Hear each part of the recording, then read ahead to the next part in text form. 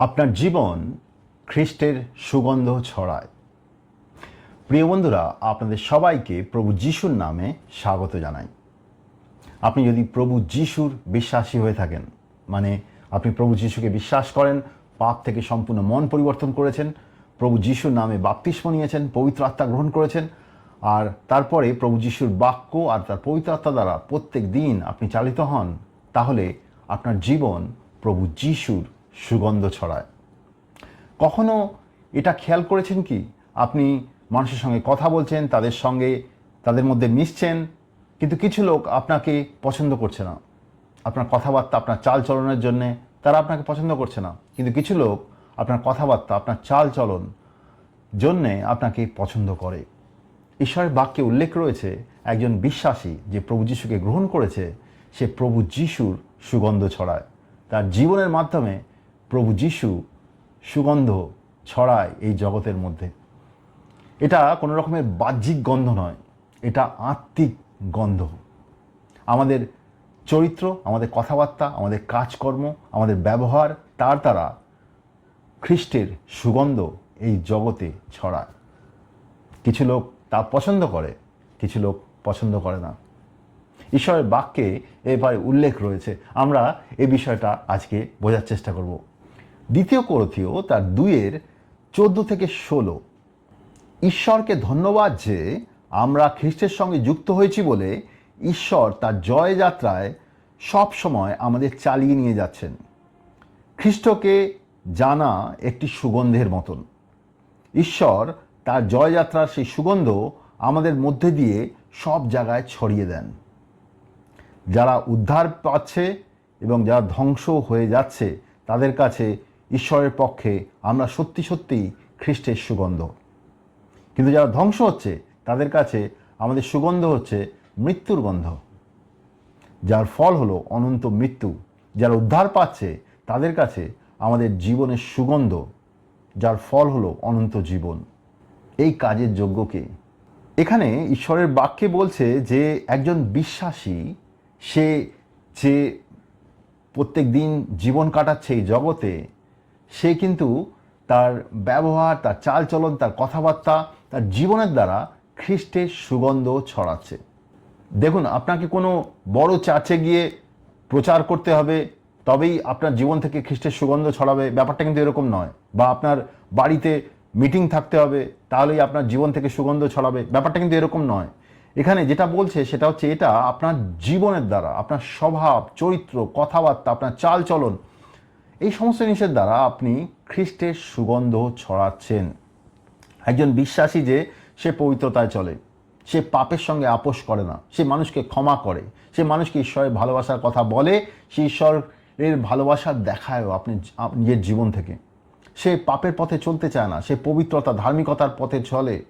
তাকে যখন মানুষ দেখে, জগতের মানুষ দেখে, জগতের মানুষ বুঝতে পারে কি এই ব্যক্তি আলাদা, এই ব্যক্তি জগতের মতন নয়, এই ব্যক্তি আমাদের মতন নয়, এই ব্যক্তি সম্পূর্ণ আলাদা, এ অন্যভাবে জীবন কাটাচ্ছে। এরমভাবে কেউ জীবন কাটায় নাকি জগতে? অনেকে বলেছে আমাকে, এরমভাবে কেউ জীবন কাটায় নাকি জগতে? কিন্তু জগতের লোক এরমভাবে জীবন কাটায় না, সেটা তারা বুঝতে পারে এটা একদম সম্পূর্ণ আলাদা। যখন মানুষ এই জিনিসগুলো দেখছে, আপনাকে লাগাতার দেখছে, তারা কিন্তু আপনাকে বোঝার চেষ্টা করছে। এই জগতে অনেক লোক আছে যারা আপনার আশেপাশে রয়েছে, আপনার পরিবারে, আপনার অফিসে, আপনার সমাজে, তারা আপনাকে লাগাতার দেখছে। তারা হয়তো আপনাকে রেগুলারলি অনেক কিছু বলছে না, কিন্তু তারা বুঝতে পারছে কি আপনার জীবন আলাদা। এখন কিছু লোকের জন্য এটা মৃত্যুর গন্ধ, মানে তারা এই জিনিসটাকে পছন্দ করে না। তারা এই জিনিসটাকে একদম পছন্দ করে না। কি কেউ পবিত্রতায় চলছে, কেউ ধার্মিকতায় চলছে, কেউ মানুষকে ক্ষমা করছে, কেউ সত্যের রাস্তায় চলছে, সে মিথ্যা কথা বলে না, সে মানুষকে ঘুষ দেয় না, ভুল কাজ করে না, সে ঈশ্বরের ভালোবাসার কথা বলে, সে নিজে থেকে, ভেতর থেকে উন্মুক্ত, সে নিজের জীবনের পাপের থেকে বেরিয়ে এসে সেই সমস্ত জিনিসগুলো সে স্বীকার করে, সে এখন ঈশ্বরের সামর্থ্যে চলতে চায়। এই জিনিসগুলো অনেকে পছন্দ করে না। তো তারা আপনাকে অপছন্দ করবে, আপনার খুব সান্নিধ্যে আসার চেষ্টা করবে না, বা আপনার সান্নিধ্যে থেকেও আপনাকে খারাপ কথা বলবে, উল্টোপাল্টা কথা বলবে। দেখুন, প্রথম পিতরের 4:3-4 যদি পড়ি, এখানে কি বলছে, যারা ঈশ্বরকে জানে না তাদের মতন তোমরাও আগে লম্পটতা করে খারাপ কামনা বাসনার মধ্যে থেকে মাতলামি করে, হই হল্লা করে, মদ খেয়ে ও খাওয়া দাওয়া করে এবং জঘন্য মূর্তি পূজা করে অনেক সময় কাটাতে। কিন্তু এখন সেই লোকেরাই দেখে আশ্চর্য হয়ে যায় তোমরা তাদের সেই ভীষণ উচ্ছৃঙ্খলার আর যোগ দিচ্ছ না, আর সেই জন্যে তারা তোমাদের বিষয়ে নিন্দার কথা বলে। আমরা আগে পাপের মধ্যে চলতাম, খুব পাপের মধ্যে, নোংরামোর মধ্যে চলতাম, কিন্তু একদিন আমরা প্রভু যিশুকে জেনেছি, প্রভু যিশু আমাদের উদ্ধার করেন, আমরা প্রভু যিশুকে বিশ্বাস করলাম, পাপ থেকে মন পরিবর্তন করি, জলে বাপ্তিস্ম নিই, পবিত্র আত্মা গ্রহণ করি, পাপের রাজ্য থেকে বেরিয়ে আসি, আর পাপ করার প্রবণতা ভেতর থেকে চলে যায়। ঈশ্বরের পবিত্রতায় প্রত্যেক দিন চলি, ঈশ্বরের সঙ্গে আনন্দে চলি ঈশ্বরের সঙ্গে। আমরা যখন এরকমভাবে চলতে শুরু করি, তখন যারা এখনও পাপের মধ্যে পড়ে আছে, জগতের লোক যারা, তারা পাপের মধ্যে আনন্দ নেয়, পাপের জীবনের মধ্যেই তারা চলে প্রত্যেক দিন, তারা এই জিনিসটাকে পছন্দ করে না। তারা দেখে একজন ব্যক্তি সে আমাদের মতন জীবন কাটাচ্ছে না, সে পবিত্রতায় জীবন কাটাচ্ছে, তো তারা এই জিনিসটাকে পছন্দ করে না, তারা এই জিনিসটাকে একদমই পছন্দ করে না। তো আপনি তাদের সঙ্গে যে তারা যে পাপের কথা বলছে সেই কথাবার্তায় আপনি যোগ দেবেন না। আপনি যখন বিশ্বাসে চলে এসেছেন, পবিত্রতায় চলছেন, যখন জগতের বন্ধুরা পাপের কথাবার্তা বলছে সেই কথাতে আপনি যোগ দেবেন না। নোংরামোর কথা বলছে সেখানে আপনি যোগ দেবেন না, নোংরা কাজ করছে সেখানে আপনি যোগ দেবেন না। উপর থেকে আপনি মানুষকে ভালোবাসার কথা বলছেন, সত্যের কথা বলছেন, মিথ্যা কথা বলছেন না, পবিত্রতায় চলার কথা বলছেন, আর আপনি আপনি আপনি ধার্মিকতায় কেমন করে চলতে হয়, ঈশ্বর কী চায় আপনার জীবনের জন্য, সেগুলো আপনি বলছেন আর করছেনও আপনার জীবনে, সেগুলো তারা পছন্দ করবে না, আর তারা আপনাকে অপছন্দ করবে, আপনার বিরুদ্ধে খারাপ কথা বলবে। এখানে হয়তো আপনার মনে হতে পারে কি আমি কি কোনোভাবে তাদেরকে অসম্মান করেছি, তারা আমাকে এরকম কথা কেন বলছে? বিশ্বাসীদের অনেক অবিশ্বাসীরা খারাপ কথা বলে কেন? এই জন্য নয় কি আপনি কোনোভাবে তাদেরকে অসম্মান করেছেন, কিন্তু আপনি যে পবিত্রতায় চলছেন আর পবিত্রতার কথা বলছেন সেটা জগতের লোক পছন্দ করে না, কারণ জগতের লোক পাপের মধ্যে চলছে। আপনি যখন পবিত্রতায় চলছেন আর পবিত্রতার কথা বলছেন, তারা তাদের ভেতরের অন্ধকারটা দেখতে পারে, তাদের ভেতরে পাপের জীবনটাকে দেখতে পারে। তারা মনে করে আপনি যদি আরও কিছুদিন তাদের সঙ্গে এরমভাবে চলেন, তাদের ভেতরের পাপের জিনিসগুলো উন্মুক্ত হয়ে যাবে, সবাই জেনে যাবে তারা কি পাপের মধ্যে চলছে। তারা ভয় পায়, তারা সেই জন্যে চায় না কি আপনি তাদের কাছে আসুন, বা আপনার সান্নিধ্যে তারা আসতে চায় না। সেজন্য আপনার সঙ্গে তারা খারাপ ব্যবহার করে, নোংরামো করে, নোংরা কথা বলে। দেখুন, প্রভু যিশু এ ব্যাপারে বলেছিলেন। আমরা যদি যোহনের 3:19 থেকে 21 যাই, সেখানে প্রভু যিশু কি বলছেন? তারা দোষী বলে স্থির করা হয়েছে, কারণ জগতে আলো এসেছে, কিন্তু মানুষের কাছে মন্দ বলে মানুষ আলোর চেয়ে অন্ধকারকে বেশি ভালোবেসেছে। তারা অন্ধকারকে বেশি ভালোবাসে, আলোকে তারা পছন্দ করে না। অন্ধকার কি? জগতের পাপ, পাপের রাস্তায় চলা, নোংরামো করা, সেগুলো অন্ধকারের রাস্তা। আলো কি? ঈশ্বরের রাস্তায় চলা, ঈশ্বরের পবিত্রতায় চলা, ধার্মিকতায় চলা, তার সত্যের কথা বলা, শুধু বলা নয়, সেই ব্যাপারে চলা। এখানে আরও কি বলছে? যে কেউ অন্যায় কাজ করতে থাকে সে আলো ঘৃণা করে। যে পাপের মধ্যে থাকে আর পাপের মধ্যে চলতে চায়, সে কিন্তু আলোকে পছন্দ করে না, ঈশ্বরের সত্যকে পছন্দ করে না, ঈশ্বরের পবিত্রতাকে সে পছন্দ করে না। তার অন্যায় কাজগুলো প্রকাশ হয়ে পড়বে বলে সে আলোর কাছে আসে না, আলোর কাছে সে আসতে চায় না।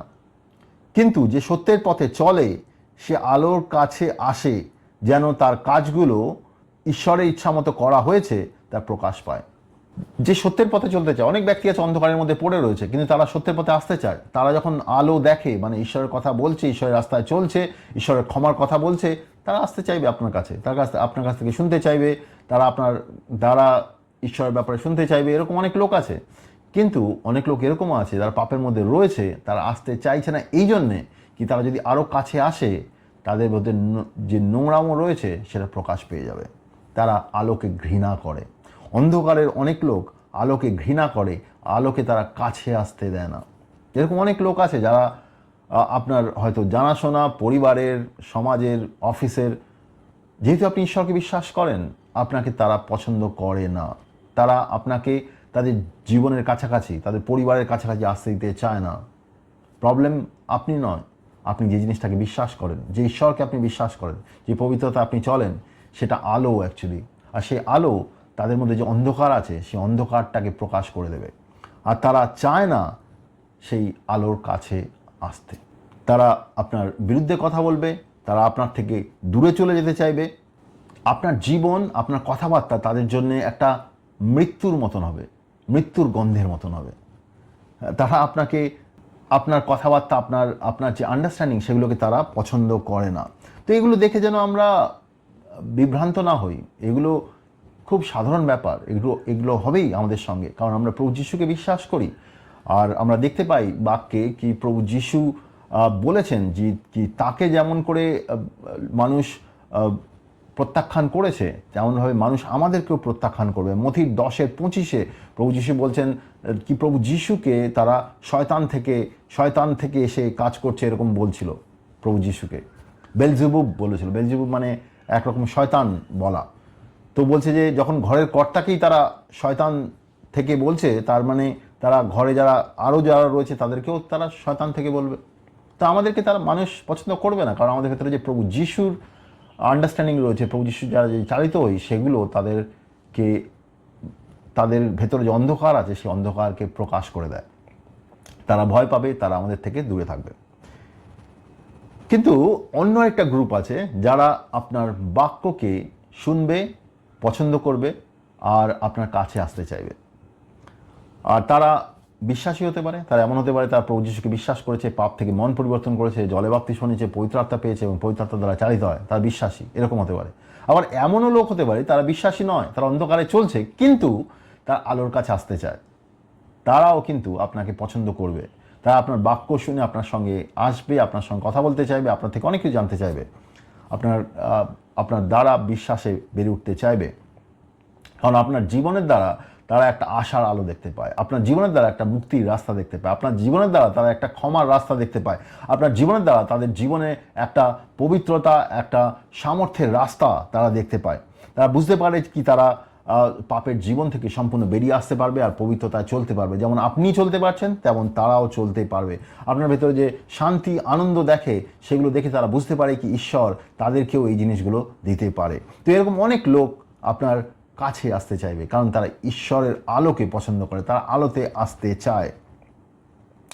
এখন এখানে একটা জিনিস বলে রাখি, এই যে গন্ধ, এই গন্ধটা কিন্তু আপনার নিজে থেকে আসছে না। এটা এই নয় কি আপনি খুব স্মার্ট, আপনি খুব কেমনভাবে কথা বলতে হয় সেগুলো জানেন, সেগুলোর জন্য হচ্ছে না। এটা এই জন্য হচ্ছে আপনার ভেতরে যে প্রভু যিশু রয়েছে তার জন্যে। এটা কিন্তু ঈশ্বর যে আমাদের ভেতরে রয়েছে তার জন্য এই গন্ধ। তাকে যে আমরা মানছি, তার দ্বারা যে চালিত হচ্ছি, সেইটা হচ্ছে আমাদের জীবনের গন্ধ।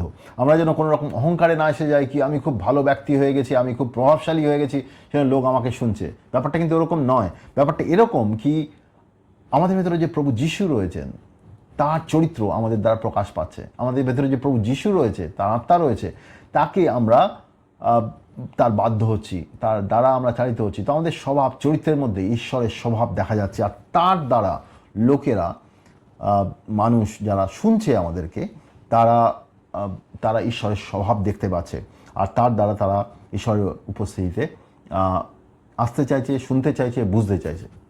সবাই কিন্তু আপনাকে বোঝার চেষ্টা করছে, আপনার পরিবারের লোক, আপনার পরিবারের বাইরের লোক, সমাজের লোক, অফিসের লোক, তারা শুনছে আপনাকে। তার মধ্যে থেকে অনেক লোক হবে তারা জানতে চাইবে আপনার কাছ থেকে ঈশ্বরের ব্যাপারে, তারা আপনার কাছে আসতে চাইবে।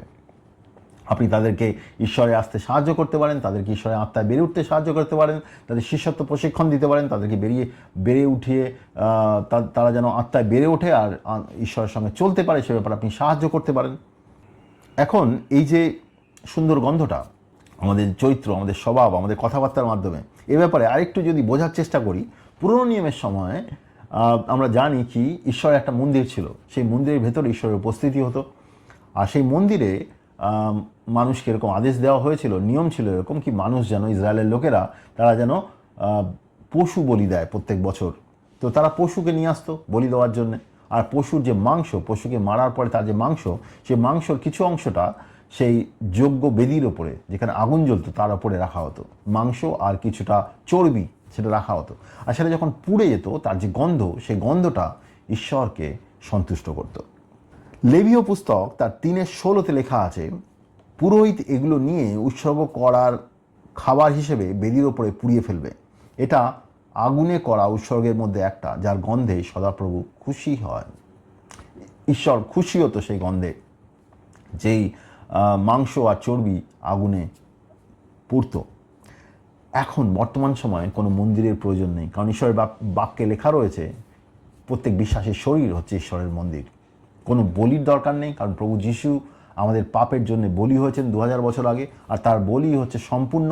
আমাদের আর কোনো পশু বলির দরকার নেই, তার বলির দ্বারা আমরা সম্পূর্ণ পাপমুক্ত হয়েছি। এখন আমাদের প্রধান পুরোহিত হচ্ছে প্রভু যিশু নিজে। তিনি ঈশ্বরের উপস্থিতিতে গেছিলেন আমাদের পাপের ক্ষমার জন্যে, আর আমরা জানি কি আমরা সম্পূর্ণ পাপের ক্ষমা পেয়েছি। এখন আর কোনো জাগতিক কোনো মন্দির, জাগতিক কোনো পুরোহিত, জাগতিক কোনো উৎসর্গের কোনো প্রয়োজন নেই। ঈশ্বরের বাক্যে এটা উল্লেখ রয়েছে কি প্রত্যেক বিশ্বাসী হচ্ছে পুরোহিত, আমরা পুরোহিত। সে ব্যাপারে প্রভু যিশু হচ্ছেন আমাদের প্রধান যাজক। কিন্তু এখন ঈশ্বরের বাক্যে উল্লেখ রয়েছে এখন কিন্তু একটা বিশেষ উৎসর্গ আছে। সেই উৎসর্গ হচ্ছে আপনার জীবন। ঈশ্বর চান আপনি আপনার জীবনকে তার যোগ্য বেদির ওপরে জীবন্ত উৎসর্গ দিন। দেখুন, পুরনো নিয়মে যে উৎসর্গ ছিল সেটা কিন্তু মৃত পশুর শরীর, মৃত পশুর মাংস আর তার চর্বির উৎসর্গ হতো। এখন ঈশ্বর বলছেন আপনার জীবনকে তার যোগ্য বেদির উপরে উৎসর্গ দিতে। রোমিওর 12:1 লেখা আছে, তাহলে ভাইয়েরা, ঈশ্বরের এই সব দয়ার জন্যেই আমি তোমাদের বিশেষভাবে অনুরোধ করছি, তোমরা তোমাদের দেহকে জীবিত, পবিত্র আর ঈশ্বরের গ্রহণযোগ্য উৎসর্গ হিসেবে ঈশ্বরের হাতে তুলে দাও। সেটাই হবে তোমার উপযুক্ত সেবা। আপনি যখন ঈশ্বরের আদেশ পালন করেন, তার ইচ্ছা অনুসারে চলেন, আপনি যখন মানুষকে ক্ষমা করেন, নিজের ইচ্ছা অনুসারে নয়, ঈশ্বরের ইচ্ছা অনুসারে চলেন, মানুষকে ক্ষমা করেন, তার পবিত্রতায় চলেন, তার সত্যের রাস্তায় চলেন, তার ধার্মিকতার রাস্তায় চলেন, আপনি এই জিনিসগুলো ঈশ্বরকে খুশি করে। আমাদের জীবনকে সম্পূর্ণ ঈশ্বরের জন্যে দিতে হবে। আমরা ঈশ্বরকে বিশ্বাস করার পরে আমরা যেন নিজের জন্য জীবন না কাটাই, না আমাদের পরিবারের জন্য, না আমাদের বাচ্চাদের জন্যে বা পরিবারের অন্য কোনো ইচ্ছার জন্যে বা ভবিষ্যতে কিছু করব সেই জন্যে, এগুলোর জন্য নয়। ঈশ্বর চান যেন আমরা আমাদের জীবন তার জন্যে বাঁচি, তার ইচ্ছা অনুসারে বাঁচি। সে আমাদের সাহায্য করবেন। আর আমরা যখন সেটা করব, আমাদের জীবনকে সম্পূর্ণ তার হাতে তুলে দেব, আমাদের যে বাধ্যতা, আমরা যেভাবে ঈশ্বরের সঙ্গে চলছি, সেগুলো ঈশ্বরকে খুশি করবে। আমাদের জীবনকে সম্পূর্ণ তার হাতে সমর্পণ করতে হবে, তার ইচ্ছা অনুসারে চলতে হবে। এখন এখানে একটা প্রশ্ন আসতে পারে, বিশ্বাসী হিসেবে কেমন করে আমি প্রত্যেক দিন ঈশ্বরের সুগন্ধ ছড়াবো? মানে আমার স্বভাব, চরিত্র, কথাবার্তা, আমার ব্যবহারের দ্বারা মানুষ ঈশ্বরের উপস্থিতি বুঝতে পারবে, ঈশ্বরের আন্ডারস্ট্যান্ডিং বুঝতে পারবে। এর জন্যে প্রথমেই আমাদেরকে ঈশ্বরে বিশ্বাস করতে হবে, ঈশ্বরের নতুন জন্ম প্রাপ্ত হতে হবে। তার সঙ্গে সঙ্গে আমাদের ঈশ্বরের সঙ্গে সময় কাটাতে হবে। আমরা যদি প্রত্যেক দিন ঈশ্বরের সঙ্গে সময় কাটাই, তার থেকে শুনি, তার বাক্য শুনি, আর সেই বাক্যের বাধ্য হই, সেই বাক্য দ্বারা চালিত হই, তো আমাদের জীবন থেকে অটোমেটিক্যালি ঈশ্বরের সুগন্ধ ছড়াবে। আপনার স্বভাব, চরিত্র, কথাবার্তার দ্বারা অটোমেটিক্যালি ঈশ্বরের সুগন্ধ ছড়াবে। আপনি যত ঈশ্বরের কাছে থাকবেন, তার সঙ্গে সময় কাটাবেন, আপনার জীবন থেকে এই সুগন্ধ অত বেশি পাওয়া যাবে। কিন্তু এখানে আপনি প্রশ্ন করতে পারেন, যখন মানুষ আমাকে খারাপ কথা বলছে, খারাপ জিনিস করছে, তো আমি কি করব? কিছু লোক আপনাকে পছন্দ করছে না, আপনি কি করবেন? আপনি কিছু করবেন না, তাদেরকে ক্ষমা করবেন, তাদের জন্য প্রার্থনা করবেন, যাতে ঈশ্বর তাদের হৃদয়কে খুলে দেয়, যাতে ঈশ্বরের সত্য তারা বুঝতে পারে। হতে পারে আপনাকে তাদের থেকে দূরে থাকতে হবে কখনো, বা তাদের সঙ্গে খুব কাছে তাদের সম্পর্কে গিয়ে কথা বলা হয়তো আপনার জন্য সঠিক হবে না, কারণ তারা আপনাকে পছন্দ করে না, তারা ভেতর থেকে ঘৃণা করে। আর তার সঙ্গে সঙ্গে আপনাকে লাগাতার ঈশ্বরের সঙ্গে চলতে হবে। আমরা যদি প্রত্যেক দিন লাগাতার ঈশ্বরের সঙ্গে চলি, তাহলে ঈশ্বরের পবিত্রতা আমরা চলতে পারবো, তার সঙ্গে সঙ্গে আমরা ঈশ্বরের সুগন্ধ ছড়াবো। আমাদের কন্টিনিউয়াসলি আমাদের জীবনকে ঈশ্বরের কাছে উৎসর্গ হিসেবে দিতে হবে, আর তাকে বিশ্বাস করে তার পবিত্রতা, তার সামর্থ্যে প্রত্যেক দিন চলতে হবে। এটাই ঈশ্বর চান, যাতে আমাদের মধ্যে দিয়ে তার সুগন্ধ মানুষের মধ্যে ছড়ায়, আর তারা ঈশ্বরের ব্যাপারে জানতে পারে।